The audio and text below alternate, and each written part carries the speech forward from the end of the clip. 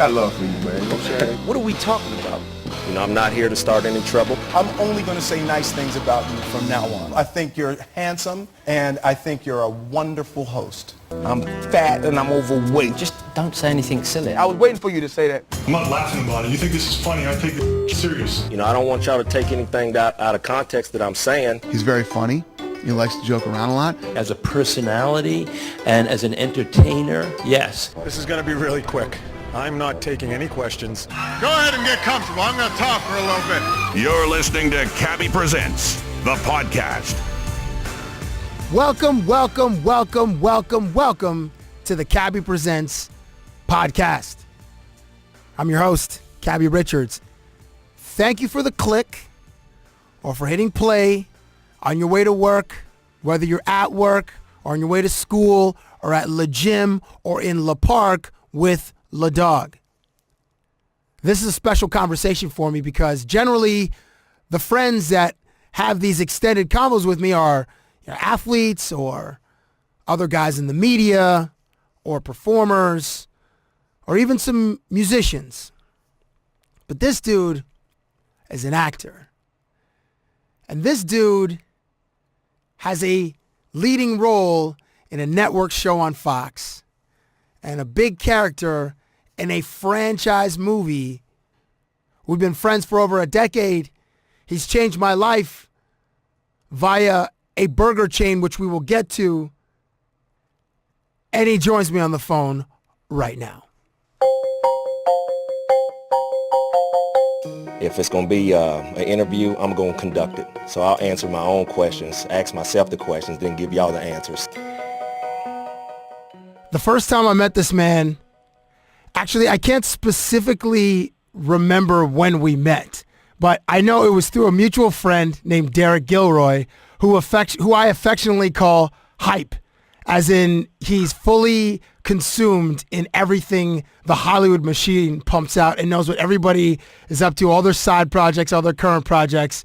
And some call him D-Rock. In fact, that's his DJ handle, and he's got a tattoo on his arm. And I'm not even sure if my guest, Shawn Ashmore, calls him D-Rock. Either way, my friendship with Shawn began in 2001, and since then, his career has blossomed. Many know him as Iceman in the X-Men movies, but more recently, he can be seen as Special Agent Mike Weston. I'm not sure if you are a special agent, but FBI dude Mike Weston on Fox's hit show, The Following. To me, he's known as Sweet Boy, as in he's Zac Efron pretty with some blue eyes that make 14-year-old girls melt from here to Australia. I'm happy to have Shawn Ashmore on the Cabbie Presents podcast. Welcome, my dude. Cabbie, how you doing, man? Fantastic, man. Fantastic. I was actually thinking about the first time we met, and I was going through it in my head. And you know where I think the first time we hung out might have been at? Do you remember the Beat Junkie? Oh yeah, yeah. I think it might have been there. And I think that you knew Derek because of Drew, our buddy Drew Nelson. That's right. You worked with Drew, and I think that's how that all came together. Because I was like, where did we meet? And I think the first time I actually met you was at the Beat Junkie in Toronto. But the Beat Junkie, oh my God, like that place. You remember that? Yeah, the Beat Junkie was like a house. It was like a small little. It was on Richmond Street West in the Club District, which no longer exists really on Richmond Street. But yeah, it was like a little house, a few levels, and it was just like where, DJs were, spinning records on vinyl and playing like Tribe and, the stuff that we love from like the mid-'90s, Wu-Tang and all that stuff. Yeah, it was fun, right? We just go and like take over the bottom floor and just hang out. It was like Wednesdays or Thursdays or something like that, like a really quiet night. We all get together. Yeah, so where in the world are you? Okay, I'm in Los Angeles right now, and which is where I've been for like 12 years. This is home sweet home now. So, okay, for the audience, because our friendship's going to be sort of weird, but this might even be weirder. Can you describe the voicemails that I used to leave on your house phone at your condo from circa 2002 to 2005? What kind of language can I use on this podcast? I mean, you don't have to use. I don't even know. I'll get into details. I'll explain it without getting too graphic. But I mean, I would get these voicemails from Cabbie talking about like hunting me down, beating me with the bat just because. But it was all in love. But I think the first time I got one, I actually thought that it was the wrong number. I was like, this guy's looking for like a severe, he's looking for someone that stole money from him or something. And it would go on for 5 minutes. It would be the most detailed, elaborate, just so eloquent, but about hunting somebody down and coming after them. And yeah, I think I don't know. Is that accurate, Cabbie? Is that how I could explain? It was poetry. It was poetry in a violent, hilarious way. And yeah, I think the first time I got really scared, and then I realized it was you because I think you said, "Okay, sweet boy, I'm going to call you back." And I was like, "Oh, that was Cabbie. Okay, I'm safe." Yeah, that was a pretty accurate description. My language was certainly colorful. It was extreme. It was gruesome. I used to talk about like gasoline boots or like spiked bats. Like it was. It was like a Wu-Tang intro. Exactly. That's exactly where I stole it from. Yeah, that's exactly what it was like. But it went on for like minutes. And I'm thankful that like my parents didn't come over while I was listening to like one of those messages, because my parents would pop in every once in a while to the condo where we lived downtown and like just hit the messages, because Aaron and I, my brother and I, lived together, and we were bachelors. We'd let 99 messages build up on the answering machine and we wouldn't erase them. We're just kind of lazy guys like that. And so my dad would come in and like start erasing messages, and I'm thankful that he didn't hear that, because I think he probably would have called the cops. I think your mom heard one once. I think your mom heard one, and she's like, I think she told Aaron. She's like, there's a voicemail here for you guys, or I don't know how I don't even know how she talks. I think I've only met your parents once, but I think she did pick one up once. Yeah, which would have been a little bit bizarre for her. Awkward, I'm sure, but it all worked out. Listen, I want the first story you tell in this conversation to be the story that has blown me away. Tell me about the time that you ate dinner with George Clooney. Oh wow, yeah, that was crazy. So, I've been an actor for a long time. I've sort of worked in the business and had all these sort of like amazing experiences and gotten to interact with some people that I think are amazingly talented, crazy artists, actors, directors, all this kind of stuff. But the reason this story was so crazy is really the setup, where we were, how it went down. The fact that, okay, so let me start from the beginning.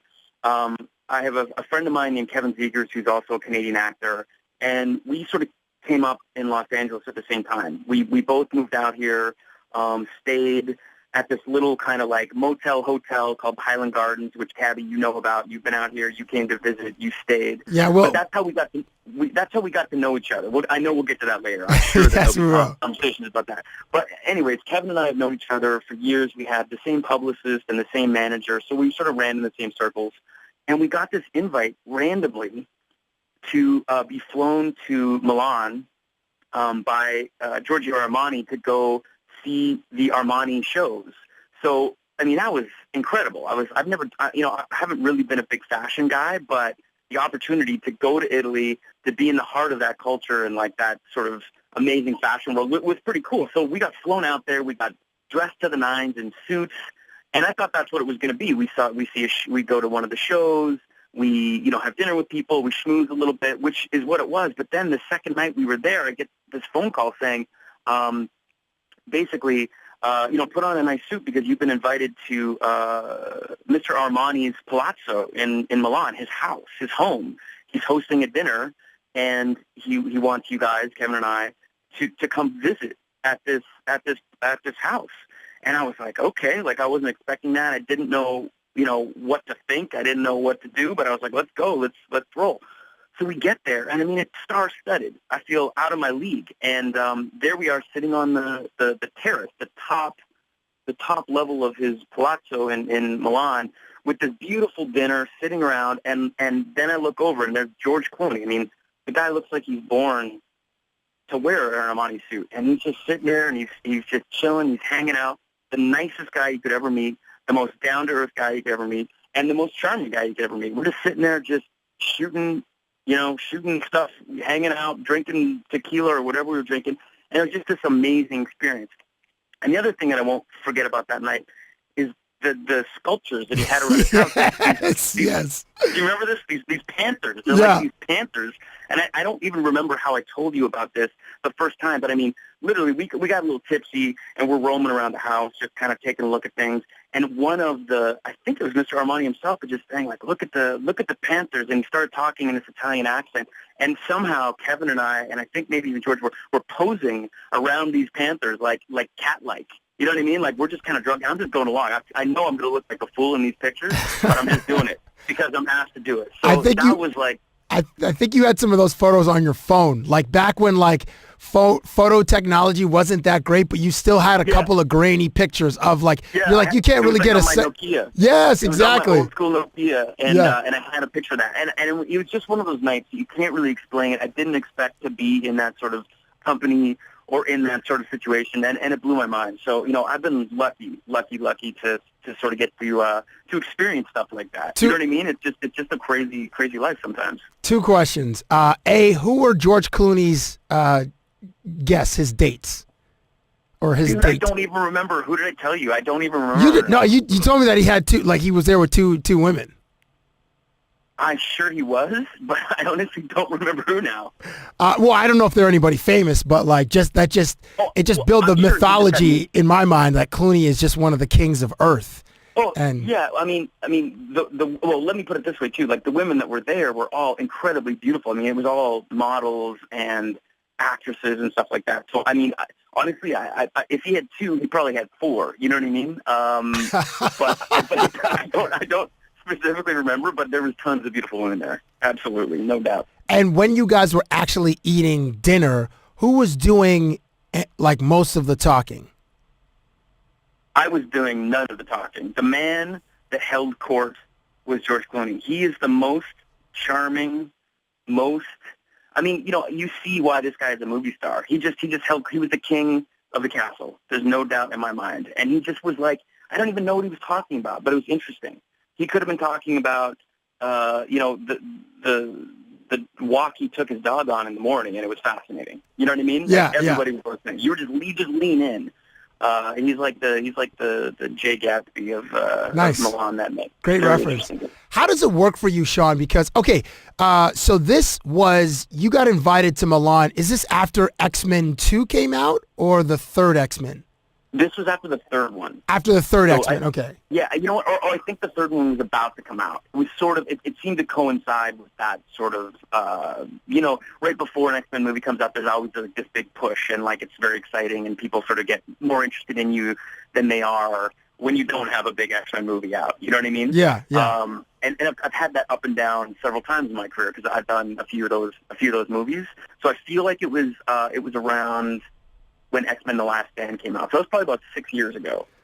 So how does it work for you? Because you have this like, you have these huge credits on your, like, the X-Men movies is a huge franchise. It's like the Marvel franchise. That or Iron Man or whatever. Either way, it's a great franchise. You're in it. You've been in all the movies except this last one, the one that takes place in, I don't know, 1960 or something. The First Class or whatever. Yeah. So how does it work with other actors and you? Like, when you guys see each other socially, it's like they'll recognize you for your work. You'll recognize them for their work. So then you might gravitate towards each other in a room. But then, like, you guys aren't like friends right away. You're more like, hey, your stuff's great. Hey, your stuff's great. And then do you just become friends because your work is great? Like, how does that work? To be honest, I don't have a lot of friends that are actors, and I don't mean that in any bad way, but, socially when you go out and, like, you see somebody or at a party, whatever, that's your frame of reference, right? It's like, I don't know this guy from that guy or that girl, but if I like their work or also they work with someone that that's always sort of you're in, right? Like, that's what you have in common. Or I can go up to somebody, and I'm very, I don't kiss anybody's ass, but if someone really, moves me or there's a performance that blew me away or something that I was like, I couldn't even imagine how to do that, I'll tell somebody, because I love what I do, and I'm always sort of trying to challenge myself, but there are some actors that are like next level that I don't even know how they get there. So, yeah, I mean, when I'm out socially, like, I don't hesitate to sort of like go up to somebody and just, compliment them and say, congratulations, I love that or whatever. And sometimes that develops into a friendship. But for me, more than anything, the actors that I really keep up with and the actors that I stay friends with are really the people that I work with. More than just people, because I'm not even that guy on the street that like makes friends really easily. So if I'm out with people, I'll say what's up and maybe be friendly, but I don't tend to like collect friends like that. I really develop friendships after working with people for a long time. Like if I'm around people for a couple years, or even like the X-Men stuff. Every couple years you come back and you work with people and you develop friendships on the long term. So those are kind of the people that I keep up with and I'm cool with. Is there anybody from those movies that you have kept in touch with? Yeah, I mean, there was a guy named Aaron Stanford who played Pyro in X-Men 2 and X-Men 3. He and I were buddies for a long time, and actually a bunch of us lived together. Two of the writers from X-Men 2, Dan Harris and Mike Doherty, and Aaron Stanford, who played Pyro, and I, we lived together for like years. Oh, really? Like the four of you guys, you guys had your own little Melrose place. We were at Melrose and Crescent Heights in Los Actually? Angeles. And it was, yeah, really. We were just off of Melrose. So it was our own little Melrose place. But, Dan and Mike lived together first. And then I think I moved in with them because that's when I was living sort of temporarily in LA. Like I didn't really have anywhere. I hadn't found my spot yet. I didn't know really where I fit in. So we worked together. We were buddies, and they just said, "Hey, listen, we got a room. Why don't you move in?" And then so I moved in, and then Aaron moved in after that. And it was kind of a rotating thing. Like they'd be working in out of town, so then Aaron would come to stay, or I would take off. I shot in Canada a lot back then. So, like, Aaron would roll up and, like, stay in my room for a while. You know what I mean? It was, like, this ever-changing kind of frat house thing, but it was cool. So I really stayed tight with those guys. And people like, Anna Paquin, every time I see her, we're always tight. Ellen Page, whenever we run into each other, she's really cool. A great experience. I'm married now. I don't think have you met Dana? No, I've only, and I want to ask you about how, like, about being, showing public displays of affection, because you do it on Twitter. You're like, because your girl lives in New York, right? And you live in Los Angeles? I've been in New York doing The Following, and she's here in LA. Yeah. Oh, okay. I actually thought that you guys shot that in LA. I was like, there's no way they shoot this in New York. Like, New York is so expensive. It's cheaper. That's the crazy thing. It's actually What? cheaper than to shoot in California right now. Yeah, tax incentive stuff. California doesn't have any tax incentives, so it's cheaper to shoot in New York right now. Which That's is crazy. Because forever it was like it's the only people to shoot in New York forever were Woody Allen, Martin Scorsese, Spike Lee, just those three filmmakers, and there'd be like maybe one Law and Order and maybe one. Yeah, Dick Wolf, exactly. Yeah, there'd be like one or two cop procedurals that would shoot in New York, and that's it because it was so expensive.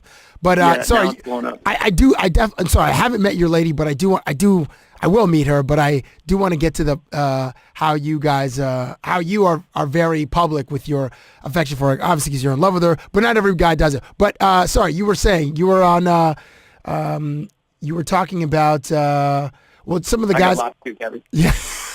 That's what happens on this podcast. All right, so I wanted to. Okay, so where did I want to go with it? I can't even remember now. I got lost, dude.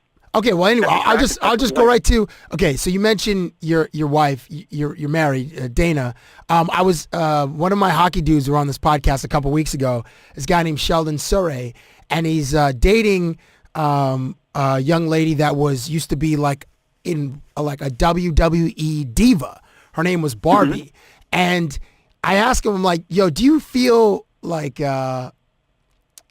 pressure to show your girl affection publicly, like via Twitter? And he goes, all the time. Like if she cooks me a meal and she like tweets about it, then I'm forced to retweet it or comment on it, as opposed to just saying, I love you. Thank you so much for making this for me. It's great. But he's like, I have to now like take it to Twitter to acknowledge it, because I'm gonna get not in trouble, but she might mention it and be like, oh man, I have to. So do you feel the same thing, where you have to make public like declarations of love and I miss you, I can't wait to be back on the left coast, etc.?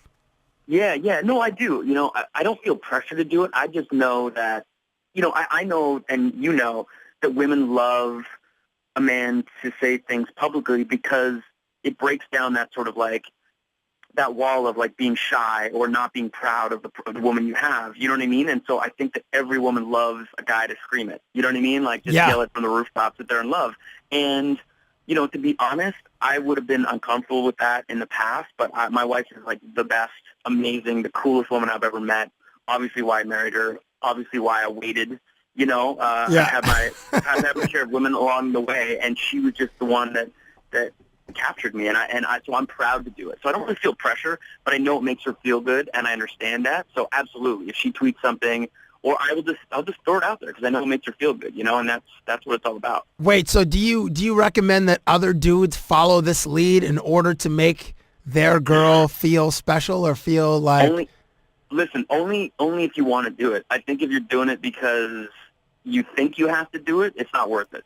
I think you're setting up like a false expectation for whoever you're dating, to be honest. And I just don't recommend it. Like anything, you know, relationships are compromise, right? So to a certain extent, you always have to do things that aren't necessarily your first choice.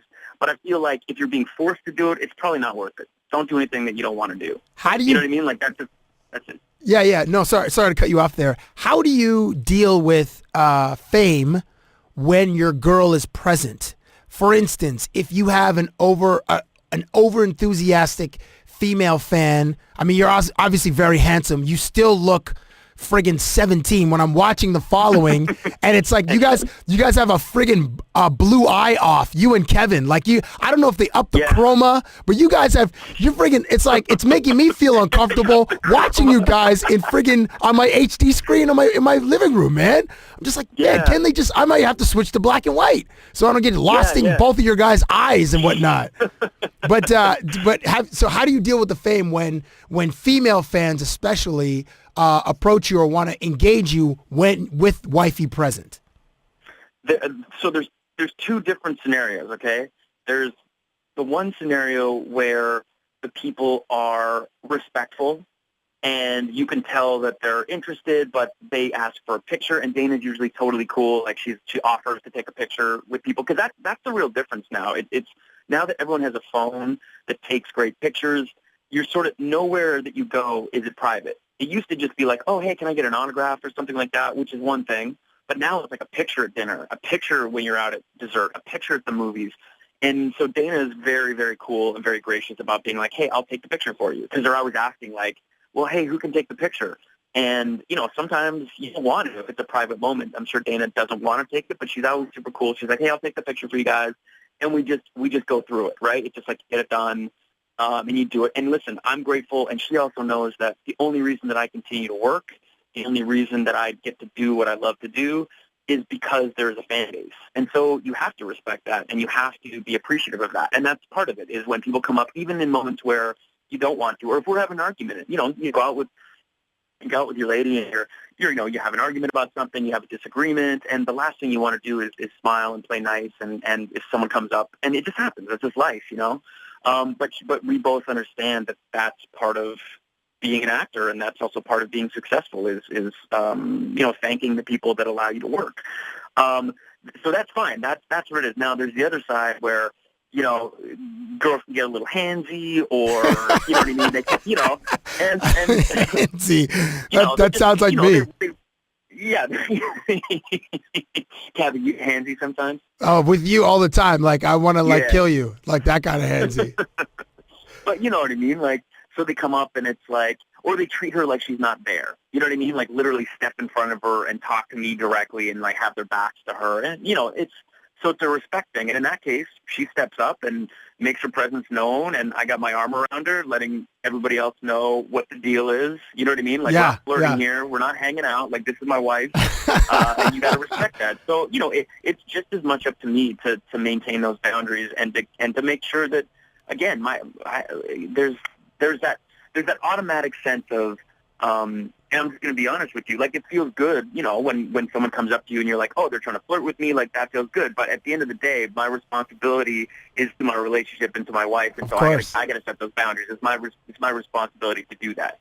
So it's, you know, that's that. It's usually those two situations. People are, like, very respectful, or sometimes they come up and they just, like, or they treat her like she's my assistant, and they just like hand the camera to her without like asking. Oh, you know what I man. mean? Yeah, that happens sometimes too. And then you just got to be like, that's when I say like, you know what? Why don't we do a selfie? You know, she doesn't have to, Dana, don't worry. You know what I mean? Like, you just take control of that and just make it work. So it's kind of weird sometimes, but it's all good. How many levels? How many exponential levels greater is your fame at a Comic-Con as opposed to walking down? I mean, I don't even know where you walk in Los Angeles. Nobody friggin' walks. I'm like the only guy that walks when I go there. No, we're starting to, man, because I've spent almost 2 years in New York, and I'm reminded of my roots in Toronto and how great it is to just be able to walk around. That's right. Toronto's a pedestrian city. Everybody walks. Not everybody, but most people, yeah. Yeah. So Dana and I just moved to a new neighborhood in the Valley, sort of by like Ventura, and there's tons of restaurants and coffee shops and stores that we can walk to. So we're living that life now. We love that. But to answer your question about Comic-Con. Oh man. Well, let me put it this way. Last year, I had 2 panels at Comic-Con. So we did the following panel, which was awesome and amazing and super fun, and the first season had come out and the show was doing well. So that was like an amazing experience. We had like diehard fans there. You know, probably about 2,000 people at the panel, that's a lot of eyeballs on you. You know what I mean? Like, you're sitting up there, and it's a lot of pressure. That's a big room. Yeah, it's a big room. That was big. Then we did a surprise X-Men panel with almost every actor in Days of Future Past, which is the movie that's coming out in May, like just in a month and a half from now. And that had something like 5,000 people, maybe more. Wow. And that was next level. That was like you were like at a rock concert or something like that. I mean, when they call the actors' names and you step onto the stage and 5,000 people like start screaming, it's unbelievable. So that's obviously like a heightened reality. You're like, not only are you an actor, but you're an actor in a very sort of like in a world that's like very specific with like cult followings. And as much as X-Men is a big franchise that supports like millions and millions of fans, when you get to a Comic-Con, those are the most excited, ardent fans. Yeah, that's your diehard fan base right there. Absolutely, and same with the following. To be honest, like the following, like it's a network show, but it really does have a diehard cult like following. There's people that go crazy. Here, listen to this, Cabbie. This is no joke. I think it was at the New York Comic Con. This guy walked up to us that was covered in tattoos, but he was covered in. Basically, he was a huge fan of Kevin Williamson, the creator of the following. But he also did all the Scream movies. The Scream movies, yeah. Yeah. So, anyways, this guy had Scream tattoos all over, like the Ghostface Come Killer. Come all on. over his body. He had Stab, which was the name of the fictional movie in the Scream movies? In the Scream movies. And then he also had this really cool, this is on his hand, by the way, this Nevermore Poe tattoo from the following. This guy was covered in tattoos. And it was all like following related, Kevin Williamson related. So on his body? Like on his body? On his body, tattoos, man. Hey, listen, here's an even crazier. Have you heard of the show called Ink Masters? No. Is it a tattoo show, I guess? It's a tattoo show. I just found out about this. This is crazy to me.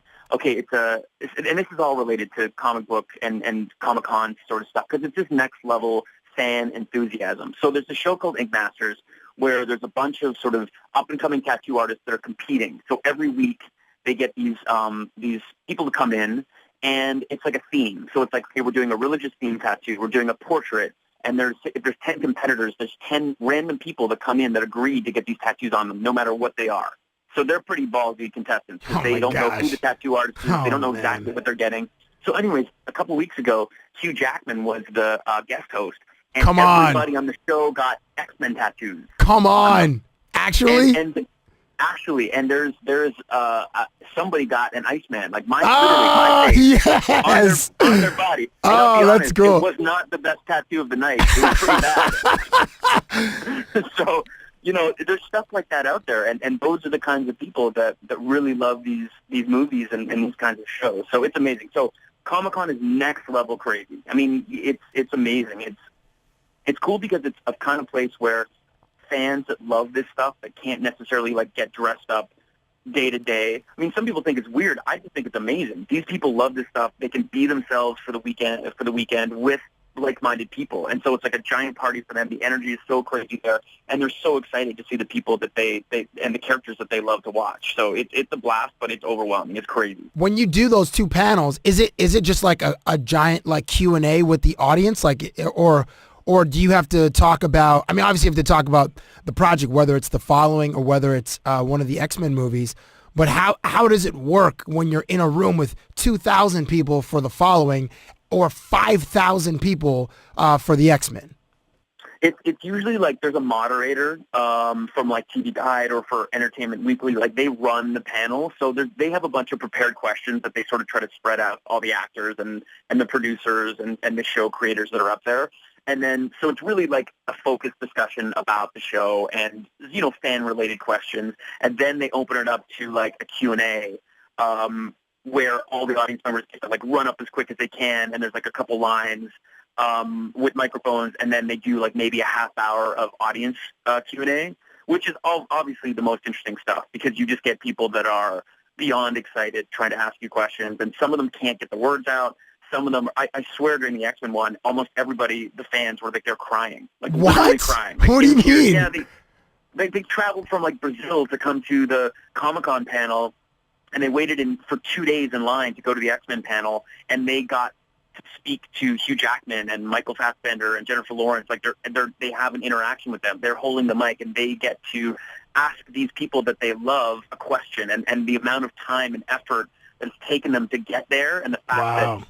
You know, it's amazing. It's powerful. It makes you like just totally respect the amount that people really love the entertainment that we get to make. You know, it's really cool. But they're also like those people. Like some of them are really fanatical, though. Like it's great. You're a very positive dude, and you rarely, if ever, criticize anything. Like I know that about you personally. But there are other mother bleepers like me that'd be like, "Yo, this person's like insane." Yo, you like, crazy. Yeah. Let me. No, there's some crazy people out there. Like the first time we did a panel for The Following, so James Purefoy plays Joe Carroll, like basically the most evil guy in the world. He's the serial killer, the bad guy on our show. And we had people come up, and this crazy-looking guy came up to him and said, "I'd kill for you." And then this is, by the way, this was an autograph signing. And this guy didn't even get an autograph. He just walked up to James and said, "I kill for you," and then walked away. Whoa! And we were like, that's like somebody better tag that guy on his neck or put a barcode on him to keep that guy's movements, man. Because that dude is he like something will happen. Like that will be one of those copycat killers where just start like imitating art. Scary.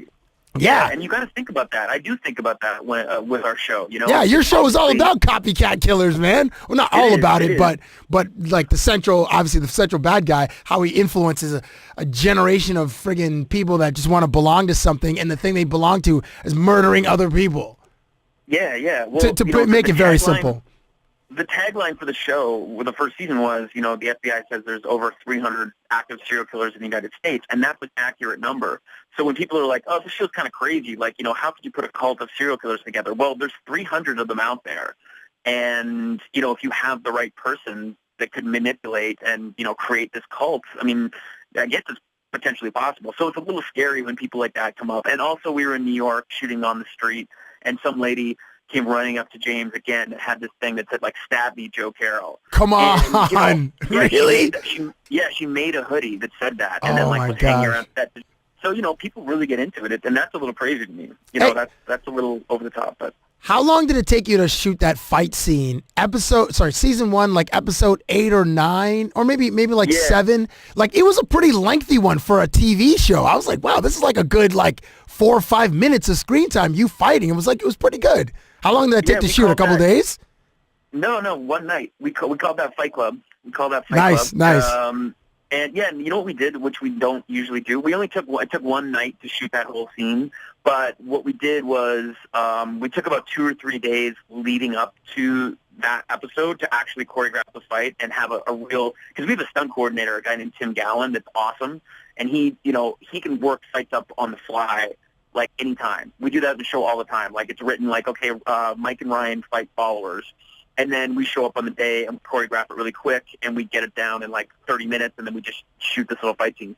But that one, they actually brought like a real fight coordinator in because they wanted it. They knew it had to be like a legitimate fight. It had to be like with weapons, with pipes, with knives, all this stuff. So we worked on that for a couple days leading up to shooting it, and I think that's what made all the difference. We actually got to, like, tussle a little bit, and it was fun, man. It was cool. It was a really, really fun night, and I loved how it turned out. I thought it looked brutal and real, and we got to do all of it, too. There weren't, like, any stunt doubles or anything, so that was kind of fun. Did you get hit?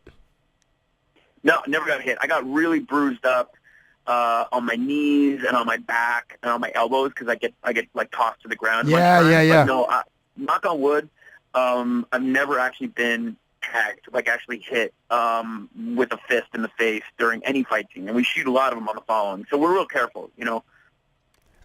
It's taken me, because I know you and because like you have such a young face. Like season 2, you're more badass. Like your character is just, it's like he's gone through hell and like hell spit him back out. So yeah, what's the feedback like on the following?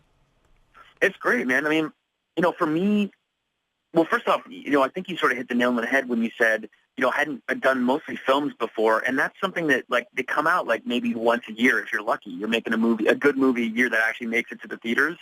Whereas the following, it's like every week for months on end, you're doing work that's being seen. So that was a huge difference. Just the fact that you're more present in people's minds because you're just out there way more. So as far as like career-wise, that has been really interesting and actually really good. Like that sort of exposure of being on like a network show every week. It's a big change from just doing a movie every like year and a half or something like that. And honestly, the response is really good. The weird thing is that my character, Mike Weston, in the first season kind of starts out as like this real innocent guy. Just kind of like, I call him like the shiny penny. You know, he's like he's new to the force. He totally. Looks up to Kevin Bacon's character. Yeah. He's not naive. He's very capable, but he's kind of like, he's just new. He's a rookie. He's fresh. And a lot of people really liked that aspect of the character and thought that brought a lot to the show because, you know, Kevin Bacon's character was so grizzled and so intense and worn down. And now, basically, my character is Kevin Bacon's character. Yeah. Like, they're a mirror of each other. We didn't see really how Ryan got to be so worn down and so, like, just violent, but we've seen Mike get, like, he's just been sanded down for 2 seasons, and now he's basically where Ryan is. So they're like a mirror of each other. And the real question is, and what we were fighting with in the second season is, like, how far does Mike go? So I have some people that really want to see Mike come back to where he was, you know, which was sort of like this more positive character. And there's some people that absolutely love that Mike is getting his revenge. You know what I mean? It's like, they're like, I get it. I understand why you're unhinged. Like, that's what I would do. We get these people that are like so excited for us to like catch the bad guys. It's just like pure satisfaction for them when like one of them gets beat up or we'll capture them or we kill them. You know, it's like they're murderers. They're coming after you. Like, put them down. So it's really crazy. It's really divisive, like what people want to see, but it's been a great reaction. And it's something different for me. I feel like I get to be more mature. Like I'm playing like a man in the following as opposed to, like you were kind of saying before, like just younger roles or like more of a boyish quality. Like now I get to be like a man. And, you know, I'm almost 35. It's time to sort of like graduate into those roles where I can play like, you know, law enforcement or a lawyer or whatever that stuff is. So it's been really cool for me as an actor too. Guy, you look like you were born in 1998. Like, yeah, 79. 70, yeah, 79. right. You got that Matt Damon quality, man. Just like you guys got those young faces, and you'll be able to work until you're 111. And the cool thing that you do is you engage your fans on Twitter. And for those who aren't following him, it's at Shawn R. Ashmore, all one word, ShawnRAshmore,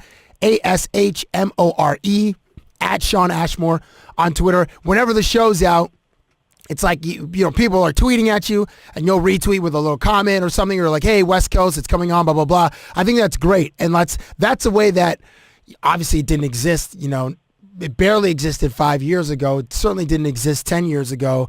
And whereas you were primarily a film actor, they would only get to experience you on television, and a few thousand get to experience in the theaters, and a few thousand get to experience you at Comic-Con or on the one occasion that you'll go to In-N-Out Burger with your friend from Toronto when he comes into town.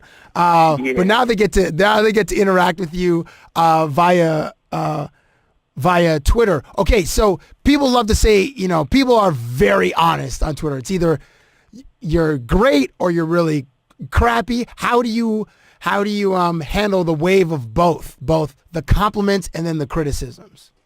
Listen, I weigh them. I take them both equally. You know what I mean? You just have to keep that balance, because I think you get a really big head if you just obviously accept all the great things that are being said about you, or you can be really depressed and think you suck if you take all the negative comments. So it just is what it is. Like I try to just take it as a balance. You know what I mean? Like, and of course I hate it when people say something bad, or like, oh, your performance sucked tonight, or you look like an idiot. It's like, that never feels good. But it is what it is. Like, you're a public figure. You put yourself out there.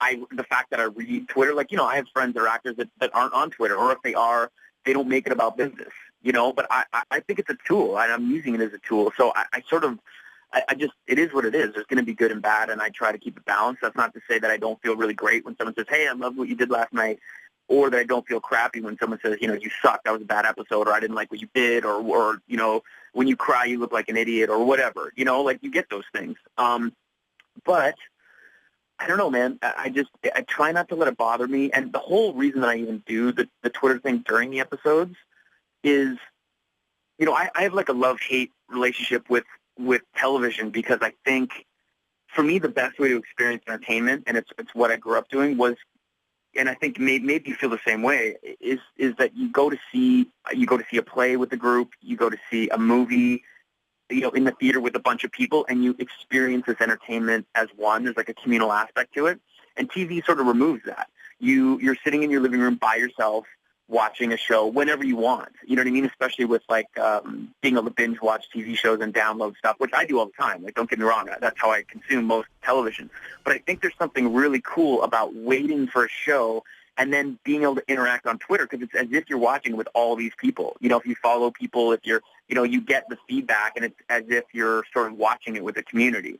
I agree, and I like that. And that's what Twitter, it puts you in the same room as everybody else who wants to experience that one thing. Yeah. And certainly for like live events, Twitter is sometimes more entertaining than the event itself, be it the Super Bowl, be it the Grammys, be it the MTV Awards, be it, some sporting, or even the Oscars, like that's, and like Twitter, it's like, I've said it before, it's like everybody's trying to have the best line in the room. And it's freaking hard. And then you'll read some people have just some great one-liners. And I know. People are generally nasty. That's like when it's way more snark than it is applause. But it's still pretty entertaining. No, it is. Who gets the most heat for what happened with X-Men 3? Who gets the most? Do you get any heat for how X-Men 3 turned out? Oh yeah. You catch heat too? Yeah. You're like, yo, I didn't write it. Like, I did the best I could on in the scenes that are in, but I didn't write it, and I certainly didn't direct it. People in general give X-Men: The Last Stand a hard time, and I see what they didn't like about the movie, but I think who gets the most heat, who at the end of the day doesn't really deserve it, is Brett Ratner, the director. Really? And rightfully so. Okay. Yeah, and I'll tell you why, because at the end of the day, I think the things that didn't quite work with the movie for me were not performance-based, and they weren't even visually. Like, if you think about that Golden Gate Bridge being ripped apart and flying across to Alcatraz, and that fight sequence with Magneto flinging Humvees and then Pyro lighting them on fire, like, that stuff was visually beautiful. I think there was some amazing stuff. The images of Angel jumping out of that tower and flying, like, that stuff looked incredible to me. I think what didn't quite work with the movie, and I think when most people actually think about it, it was some of the choices in the storytelling and what happened to some of the characters. Like, why did Cyclops have to die? Why did Professor Xavier have to die? Yeah, Professor X died. Why did Rogue choose to get the cure? Like, that drove me crazy, because that was my sort of storyline. Rogue and Bobby or Iceman, like, that was my access to the film. That's how you always experienced my character was with Rogue. And the first two movies were all about Rogue, and the movies in general saying it's okay to be a mutant. Like, that's what it's fine. That's the allegory for the X-Men. And then all of a sudden in The Last Stand, it's like she's thinking about going to get the cure. And in one of the versions we shot, she does go get the cure. And I was like, that just doesn't vibe for me with the whole tone of the other movies and the decision-making of why Rogue would go get the cure. Like, it just doesn't make any sense. So, and I don't even think that was writing stuff. I think that was kind of like studio stuff. Like, they weren't sure which direction to take the characters sometimes. And I'm not even criticizing the studio, because when you have $150 million or $200 million on the line with the movie, you have to cater to the most people, right? So there's a lot of cooks in the kitchen, I guess you could say. And I just don't think – I think Bryan Singer, because he sort of was the first guy to really, in my opinion, take the superhero genre to the next level. I think he had a lot of ownership in those characters, and he had a lot of clout. Whereas, Brett sort of was brought in to do one movie and maybe didn't have the same power that Bryan did to sort of put his foot down with decisions like that. And so I think that's maybe why, there's just too many cooks in the kitchen, and that's the thing. But trust me, I will get people come up and say, I really didn't. I hated what you did in X-Men: The Last Stand, or, I really didn't like the stuff with you and Kitty, or blah, blah, blah, and you're just like, well, what am I going to do? Like, I don't understand people come up and say negative things to your face anyways. Yeah, but yeah. I just put my hands up and say, I don't know what to tell you. Because to be honest, I don't think the movie's all that bad. There's certainly stuff that I didn't like about it, and I just sort of expressed them, like some of the story choices and character decisions I didn't particularly like. But as a whole, again, the Wolverine having to kill Jean, I thought was incredibly emotional. Magneto watching Xavier get destroyed by Dark Phoenix, I thought that was very powerful stuff. I thought there's some really amazing moments in the movie. But if it didn't all come together, what can you do? Okay, 2 questions. One is, when you got the script, I think you retweeted Bryan Singer's. That's how I think I found out that it was either like the front page of the script or something I guess maybe like a year and a half ago or so, whenever it was. So when you got the script for Days of Future Past, or is that right? Am I saying it right? Yeah, you're saying it right. X-Men: Days of Future Past. Like, do you immediately go to, okay, where's X-Men, or where's Iceman, where's Bobby, or you better believe it. you better believe it. But, hey, man, that's very honest, man, because I would do the same too. Like, hey, where am I? Page 11? Page 16? Let me put it this way, though. I was lucky. I didn't have to go too far into the script before Bobby showed up. Nice, so I wasn't too worried. But, nice. Yeah, no, for sure. I mean, you get a script, and when it's something this size, and honestly, it's more, for me, it's always about, like, well, what kind of cool action stuff do I get to do? Because that's what's so amazing about these films. I mean, the X-Men stuff is great because it's character-driven action stories. Like, that's really what it is. I think that's why they've been so successful, is because they've taken the time to set the characters up and make you like them and make you care for them. But at the end of the day, what's so exciting for me is, like, what kind of insane battles, action am I going to get to be a part of? I go back to being a kid. I read the X-Men growing up, and I'm like, I want to be full-blown Iceman. I want to be iced up, sliding on the ice slide, fighting Sentinels. Like, that's what I wanted to see in Days of Future Past. And I'm not going to give too much away, but, like, there's a lot of trailer stuff that's out right now, and you can sort of see that next-level action stuff that I've been waiting to do for 4 movies now. Sick. So I was really, really happy with the kind of stuff I got to do in the movie, and I cannot wait to. I still haven't seen it. I've seen bits and pieces. But when do you get to see it? Amazing. When do you get to see it? I don't know. Usually they do sort of like a screening for the actors and their representatives and stuff before the movie comes out. So, you go do press and you can talk about the movie and you've seen it and stuff like that. So it usually is about a month before the movie kind of comes out. But I still haven't seen it yet, so I'm hoping that pretty soon we'll get a chance to see the screening. And when you did read that script, did you go to the, like, when you're reading it, like, how are they going to explain how Professor X is back, like, came back alive? I had my friend Nigel, who I'm not sure if you met, but Nigel, my 2 friends, Nigel and Ari, are big comic book guys.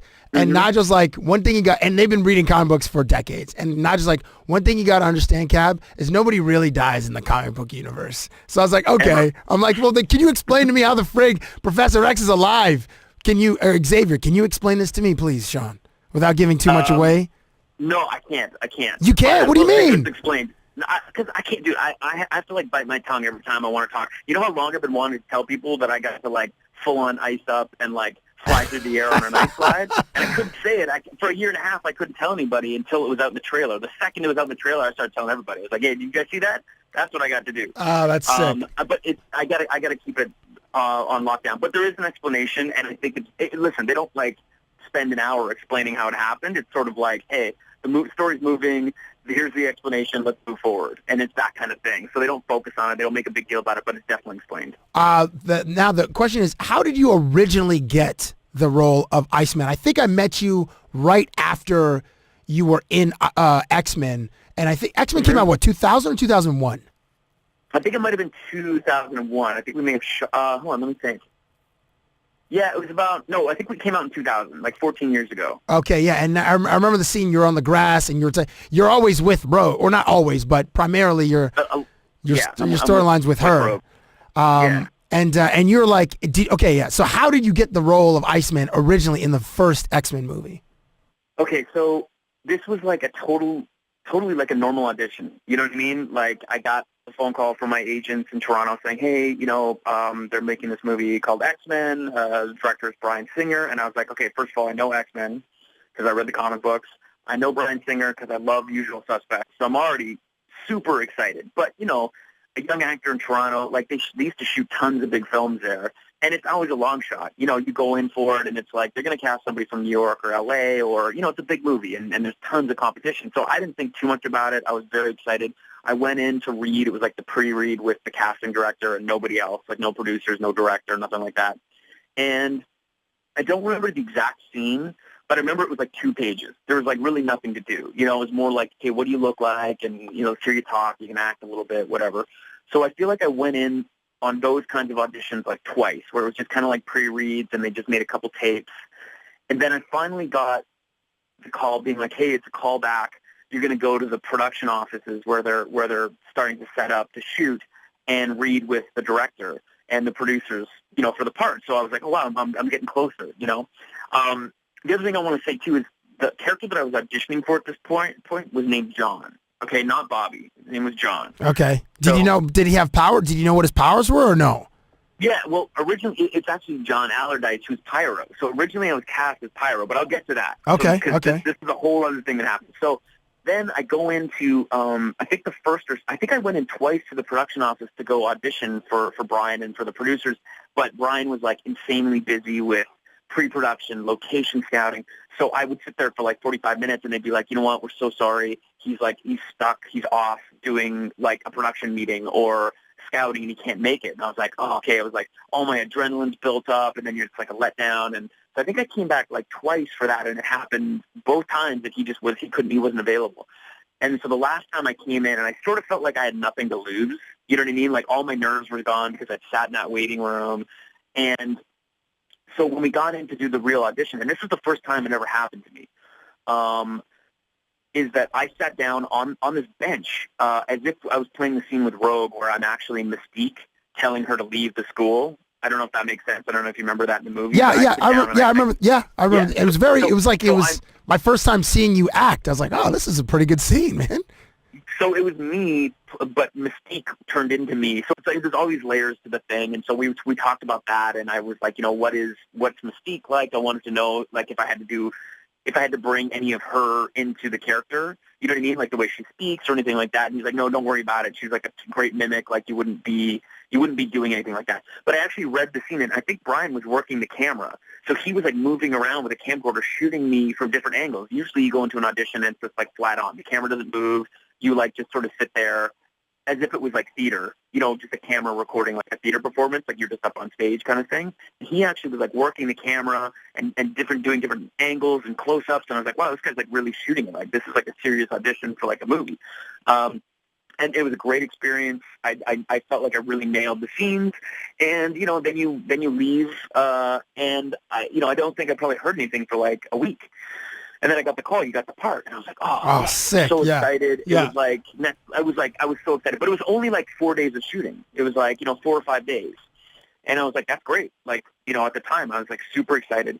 So anyways, I go there, I shoot the first couple days. First of all, I've never gone blank on screen, like as in lost my line, couldn't remember what to say, but maybe 3 times in my career. And the first time it ever happened was shooting that first scene on the bench with Anna Paquin. That was the first scene I ever shot with her. Oh, the first man. scene I shot for the movie. And they started rolling, and I'd auditioned with this scene a million times. It's obviously in my head, like I got this. I know exactly how to do this. and what I want to do, and we've rehearsed it and worked it. And the first take, they started rolling, and they slated, scene, whatever, take one, marker. They put the slate, and it's my time. Okay, action, and I'm supposed to walk in, and I just couldn't move, and I couldn't remember my line. I was like, I need to remember my line before I step in because I don't know what I'm saying. And I waited, maybe like 15 seconds. It felt like a lifetime. And I said, hey, Brian, can we cut really quick? And he said, yep. And then the line came right back to me, and I was like, I'm so sorry. I'm ready to go. And then it rolled again, and it's history. Like, I just stepped on and did the scene, and there was no other problems. But I've never had that happen. It was like stage fright. I just went totally blank. So still in that point, the character's name is John. And we get to maybe my third day of shooting, and all of a sudden I get new pages.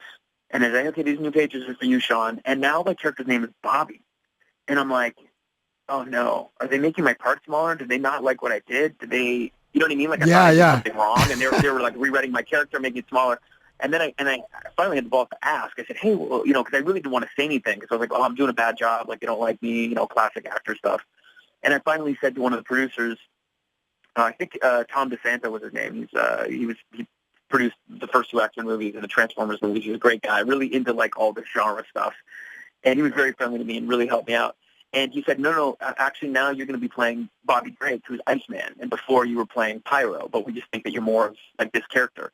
And that's where that came from. So that's how I became Iceman. That's how I got the job. That was my first kind of like experience with it. It was a blast. It changed my life. I mean, it really did. I didn't know it at the time, but it really did create so much opportunity. And I'm still working on the movie, so it's pretty incredible. Oh, man. Two more things. I can get you out quickly. One, I want to say thank you for introducing me to In-N-Out Burger. It was because of you, and we flew to L.A. in December. I remember it was December 2001.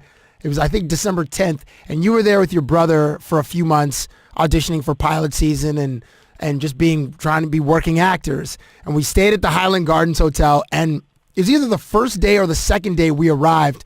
Myself, Hype, Drew Nelson, and this girl named which is called E. Diddy. I don't even remember her name. Emily. Emily. Emily. I don't remember her last name, but E. Diddy. Oh, I think Mike was there too. I think it was one of Derek's friends. And you're like, let's go eat an In-N-Out Burger. I'm like, what's In-N-Out Burger? And X-Men changed your life. In-N-Out Burger changed my life. That's how different we are, Shawn. I know. And also, thank you for those who haven't seen it, you did me a huge solid when you recorded a message for Matt Ryan, who's the quarterback of the Atlanta Falcons. Oh, yeah. When you were shooting X-Men, you just, in one of your a few moments of downtime, you recorded a message that I played for him, which he freaked out at. Like, after we cut, cool. After he watched the message, you were like, hey, Matt, I know a few things about being Iceman because Matt Ryan's nickname is Iceman, the quarterback of the Falcons. So he watched it. So after we cut, he watched it again. And then his agent's like, how did you get that? I'm like, well, I'm friends with Shawn Ashmore. And I asked him to send this to me. And he goes, oh, man, can you send this to me? So I then emailed it to the agent. So anyway, you did me a huge solid there as well. Oh, so good, man. I'm glad he liked that. I'm glad that worked out. That was fun. Last thing is when you do go to In-N-Out Burger, have you found a burger that has topped In-N-Out Burger in the LA area? Because I have this argument all the time about In-N-Out Burger because I'm a flag-waving, card-carrying member of Team In-N-Out Burger. Listen, I feel like in the last 5 years, there's been this insurgence of gourmet hamburger restaurants. Man. Up here too. Yeah, here in Toronto as well. Yeah, so, and hey, listen, those are delicious. Those are great. There's Umami Burger here. There's a place called Counter Burger. And I mean, you can get any kind of meat, any kind of topping, gourmet buns, all this stuff. Listen, they're delicious. They're really, really good. But there's something about, for those of you who have not had In-N-Out Burger, they're sort of the most basic hamburger you could ever imagine, but that's what makes them delicious. It's a simple, and also everything is fresh. Their thing there is nothing is ever frozen. So the meat's not frozen. They make their fries by slicing the potatoes right there in front of you. So it's that kind of place where it's really fresh and really simple. But no, there's something about an In-N-Out Burger with that special sauce, with the grilled onions and all that. Yeah, it's one of a kind. So if I'm in the mood for a burger, I will go to In-N-Out Burger. There's also a place called Fat Burger down here that's also really good. so there's good choices, but there's something about an In-N-Out burger that's so specific, so delicious that I don't want to eat anything else. That's nice. what I want. Well, we again, should get sponsorships. We need to get sponsorships. Yeah, man. we We're should. like pumping In-N-Out. I'll see what I can do down here. Yeah. I'll work in like some sort of Cabbie sponsorship. please. I just need a couple coupons, man. Just or like a card, some kind of preferred member card. Or when I go, card. yeah, like just give me. And the burgers are like $1.65. Like they're so cheap. They're so cheap. I Yeah, know. and then when I go and I'm an absolute glutton then there and I consume about 3,000 calories, I'm just like, man, I got to run up a friggin' one of these Hollywood hills to burn this off. But I do it. But I eat the 3,000 because I'm like, I don't get this at home. So I'd be Yeah, you can't do it all the time. no. Moderation, my friend. Shawn Ashmore on Twitter. It's at Shawn R. Ashmore. On Fox, his show's called The Following, and on May 23rd, his movie opens. It's called X-Men: Future Days Past. No, you got that one wrong. It's Days of Future Past. Ah! May 23rd. It's X-Men: Days of Future Past. It's been great catching up with you, and thank you so much for sparing the time. And when I'm out there, not only will I be perpetrating your couch. That's where we got a spare room for you, Cabbie. You do. You. Spare room. Yeah. Okay, I will be sleeping on the spare room. I will be leaving empty bags of In-N-Out Burger around, and I may also have a female friend over. So try I wouldn't clear expect anything less. clear it with Dana. See if it's okay first, because the happy wife, happy life. And if that's okay, I then know. I'm booking my ticket. That's okay. Okay, please good. do, man. Thanks so much, homie. Cabbie, it's been a pleasure, man. Talk to you soon. Thank you for listening to Cabbie Presents, the podcast.